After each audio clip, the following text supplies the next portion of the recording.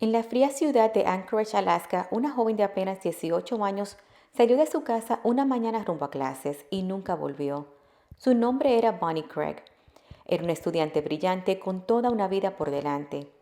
Pero aquel 26 de septiembre de 1994, su rutina se convirtió en una pesadilla. Lo que nadie imaginaba es que el responsable de su muerte lograría escapar de la justicia por 17 años.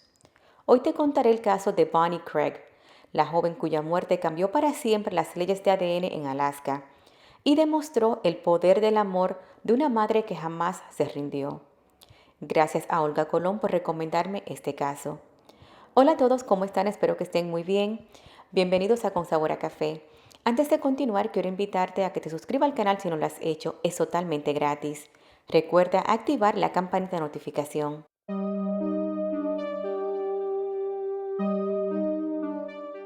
Bonnie Craig nació el 30 de marzo de 1976 en Calgary, Alberta, Canadá. Sus padres Gordon y Karen Craig se divorciaron cuando ella tenía 3 años. Bonnie, su hermano mayor y Karen comenzaron una nueva vida. Al poco tiempo, Karen conoció a un hombre llamado Gary Campbell, quien se enamoró de ella y sus 2 pequeños hijos. Ellos se casaron y tuvieron 2 hijos más, una niña y un niño.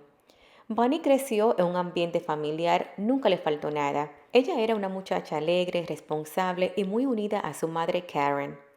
Debido al trabajo de Gary, la familia se mudaba con mucha frecuencia. Inicialmente se mudaron de Canadá a San Francisco, luego a Texas, hasta que finalmente se establecieron en Anchorage, Alaska. Unos años más tarde, Karen y Gary se divorciaron. La ruptura fue muy dura para todos, especialmente para los niños. Bonnie veía a Gary como su padre. Aún después de la separación, ella se mantuvo en contacto con él. Ella era una excelente estudiante. Siempre se destacó académicamente y participaba en deportes, música y muchas otras actividades en su escuela y en su comunidad. Le encantaba montar a caballo, tocar el violín, escribir poesías y fue la primera chica en unirse al equipo de lucha libre de su escuela secundaria. En la escuela secundaria conoció a su novio Cameron Miyazaki. Ellos eran inseparables. Desafortunadamente, Cameron era un año mayor que ella y al graduarse se mudó a California a asistir a la Universidad de Berkeley. Ellos continuaron la relación a larga distancia y hablaban con mucha frecuencia. Luego de graduarse de la escuela secundaria, Bunny se registró en la Universidad de Alaska para estudiar la carrera de psicología.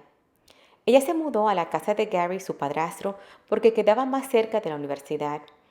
A sus 18 años, era de esas jóvenes que parecía tenerlo todo claro.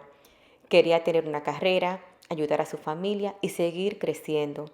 Su rutina era sencilla. Se levantaba temprano, tomaba el autobús hacia la universidad y regresaba a casa al final del día. Ella caminaba 2 millas desde la casa hasta la parada del autobús para tomar el transporte público e ir a la universidad. Esas 2 millas que ella caminaba antes del amanecer eran, señores, una carretera rural y desolada. Podría ser un poco aterrador, especialmente para alguien que camina sola. Yo honestamente no me hubiese atrevido. Pero a Bonnie no le importaba.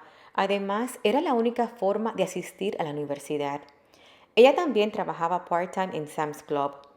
Karen siempre decía que su hija era confiable, y cito textualmente, era una muchacha que nunca llegaba tarde, nunca faltaba sin avisar. Pero la mañana del 26 de septiembre de 1994 algo cambió. Esta mañana Bonnie salió de su casa muy temprano. Caminó 45 minutos hasta la parada del autobús como de costumbre. Era un día frío como casi todos en Anchorage. Llevaba su mochila, lista para asistir a clases, pero Bonnie nunca llegó a la universidad. Horas más tarde, cuando no regresó a casa, su padrastro comenzó a preocuparse. Ese mismo día, una joven estudiante caminaba por un sendero en McHugh Creek, un parque natural al sur de Anchorage. Mientras tomaba fotos del hermoso paisaje, algo captó su atención. Algo en el agua debajo del acantilado de 33 pies. Cuando se acercó, era el cuerpo de una mujer flotando en el agua. La joven no tenía celular, corrió hasta su carro y manejó hasta la gasolinera más cercana para notificar a las autoridades. La policía llegó rápidamente a la escena. El lugar era rocoso, rodeado de bosque y a varios kilómetros del centro de la ciudad. En esta imagen pueden ver la altura. Las autoridades en un inicio consideraron que la mujer estaba caminando por el sendero, perdió el equilibrio y se cayó. El cuerpo fue llevado a la oficina del médico forense a ser identificado. A las 10 de la noche, las autoridades confirmaron que se trataba de Bonnie Craig, y a esa hora se dirigieron a la casa de Gary a darle la noticia. Tras enterarse que Bonnie estaba muerta, Gary colapsó frente a los oficiales y gritó. Ahora tenían que informarle a Karen que su hija había sido encontrada sin vida. Pero había un problema. Ella estaba de viaje en la Florida con su novio Jim asistiendo a la boda de su hermano. Esa madrugada, Karen fue informada que Bonnie había sufrido un terrible accidente mientras caminaba por la montaña. Karen llamó al departamento del alguacil de Alaska para que le dieran más información sobre lo que había ocurrido. El sargento Mike Mars tomó la llamada y le informó lo siguiente. Lo siento, pero el cuerpo de Bonnie fue encontrado en el parque McHugh Creek. Se cayó del acantilado de aproximadamente 33 pies y está muerta. Karen era una mujer muy inteligente y astuta. Ella trabajaba como agente de reserva encubierta para el departamento de policía de Anchorage. Entrenó en la academia de policía, trabajaba casos relacionados con drogas, asesinatos, etc. Así que su mente de inmediato se puso en modo investigadora. Desde que le informaron que Bonnie había perdido la vida, ella estaba segura que no había sido un accidente. Le preguntó al sargento con quién ella estaba, cómo llegó hasta ese lugar y si habían entrevistado a algún testigo. El sargento simplemente respondió que Bonnie estaba sola. Pero Karen sabía que Bonnie no conducía, no tenía forma de llegar a ese parque, al menos que alguien la llevara. El parque estaba a unas 15 millas de la casa de Gary. Y además ella conocía muy bien a su hija. Bonnie jamás faltaría a sus clases. Karen preguntó si había evidencia de abuso sexual. El oficial explicó, no, Bonnie estaba completamente vestida. Pero Karen no estaba convencida de eso. Esa no era prueba suficiente. Ella finalmente le pregunta si habían recolectado alguna evidencia en la escena, a lo que el oficial le responde, no, no hay ninguna evidencia porque fue un accidente, no hay nada que recolectar. Karen, frustrada, le pidió al sargento Mars que el caso de Bonnie fuera trasladado al departamento de policía donde ella trabajaba. Ella conocía muy de cerca al detective encargado de casos criminales y quería que fuera él quien investigara el caso de su hija. Karen inmediatamente regresó a Alaska a identificar el cuerpo de Bonnie. En su mente ella repetía, si es Bonnie no fue un accidente, fue un asesinato. Al día siguiente, Karen, su novio Jim, Gary, su ex y hermanos de Bonnie fueron a la funeraria a hacer los preparativos. Los hermanos pidieron verla. El encargado de la funeraria aceptó y los dejó solos por unos momentos. Cuando Karen levantó el brazo de Bonnie para abrazarla por última vez, notó que tenía los nudillos mayugados e hinchados. De inmediato removió la sábana blanca para exponer más de su cuerpo, y lo que vio la hizo gritar que llamaran al alguacil rápidamente. El director de la funeraria ya se disponía a preparar el cuerpo de Bonnie para el siguiente paso, pero Karen no lo permitió. Exigió que la policía regresara para tomar fotos, ya que claramente su cuerpo presentaba heridas de defensas, y esa era la última oportunidad de Karen de recolectar la mayor cantidad de evidencia posible del aspecto del cuerpo de su hija. Y esto, señores, debió haberse hecho antes, pero recuerden que no se realizó ninguna investigación porque fue un accidente. Posteriormente, la autopsia reveló que había sido golpeada violentamente, agredida sexualmente y arrojada al río aún con vida. La causa de muerte, trauma craneal y ahogamiento. Los investigadores sospechaban que Bonnie había sido secuestrada mientras caminaba hacia el autobús y luego atacada en otro lugar. Sin embargo, no había testigos, ni cámaras, ni huellas claras, solo una pequeña muestra de ADN del agresor recuperada de su cuerpo. En 1994 ese hallazgo era valioso, pero las bases de datos de ADN en Estados Unidos todavía eran muy limitadas, así que aunque tenían evidencia, no tenían a quién compararla. A pesar de los esfuerzos, no hubo sospechosos claros. Durante años el caso quedó sin resolver.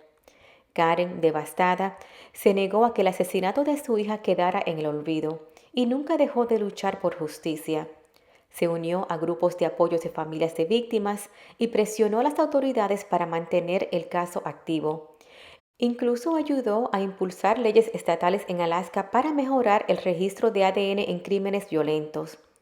Año tras año, Karen llamaba al departamento de policía preguntando si había novedades. Durante 17 años escuchó la misma respuesta. Lo sentimos, aún no hay coincidencias. Pero ella no se detuvo. Su amor de madre fue más fuerte que el tiempo. En el 2006, más de 12 años después, el caso dio un giro inesperado. La tecnología del ADN había avanzado enormemente. El laboratorio estatal volvió a analizar la muestra guardada desde el 1994 y la ingresó en el Sistema Nacional CODES, la base de datos del FBI que compara perfiles genéticos de criminales convictos. Poco después, el sistema arrojó una coincidencia. El ADN pertenecía a Kenneth Dion, un hombre que en ese momento cumplía condena en una prisión de Maine por un crimen no relacionado. Vamos ahora a conocer un poco de él. Kenneth Dion era un hombre de 40 años originario de Alaska. En 1994, cuando Bonnie fue asesinada, él vivía en Anchorage, en el mismo pueblo, en la misma ciudad que ella. Él era un hombre problemático, con un historial de violencia doméstica y abuso de drogas y robos. Tenía esposa e hijos. Y curiosamente, su esposa trabajaba en el mismo hospital que la madre de Bonnie, aunque no se conocían directamente. Y claro, esa información era desconocida. Años después, él se mudó a Maine, donde fue arrestado por robo a mano armada. Fue durante esa condena que se le tomó una muestra de ADN y sin saberlo dejó al descubierto su crimen del pasado. Kenneth fue extraditado a Alaska en el 2011 para enfrentar los cargos por el asesinato, secuestro y violación de Bonnie Craig. Durante el juicio, su abogado defensor, Andrew Lambert, declaró al jurado que Kenneth no asesinó ni violó a Bonnie. Afirmó que ellos sí tuvieron contacto sexual, pero fue consensual una semana antes de su muerte. El abogado aseguró que Kenneth ni siquiera estaba en el parque ese día que Bonnie cayó y murió. Durante el juicio, la defensa también intentó argumentar que el ADN había sido contaminado o que existían errores en el proceso. Pero los expertos del laboratorio fueron contundentes. El ADN hallado en el cuerpo de Bonnie coincidía al 100% con el de Kenneth. Las probabilidades de error eran de una entre 100.000 millones. Los jurados también escucharon el testimonio de Karen, quien relató los 17 años de angustia y cómo jamás perdió la esperanza de que algún día habría justicia. Finalmente, en octubre del 2011, tras semanas de juicio, el veredicto fue claro: culpable. Kenneth Dion fue sentenciado a 124 años de prisión sin posibilidad de libertad condicional. Kenneth se negó a responsabilizarse de sus actos. Reiteró que nunca lo haría porque no los cometió.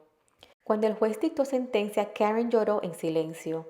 Luego, frente a las cámaras, dijo lo siguiente: Bonnie siempre fue una luz, y aunque su vida fue arrebatada, esa luz no se apagó. Su historia ayudó a cambiar la ley y quizás a salvar otras vidas. Durante 17 años esperé este momento.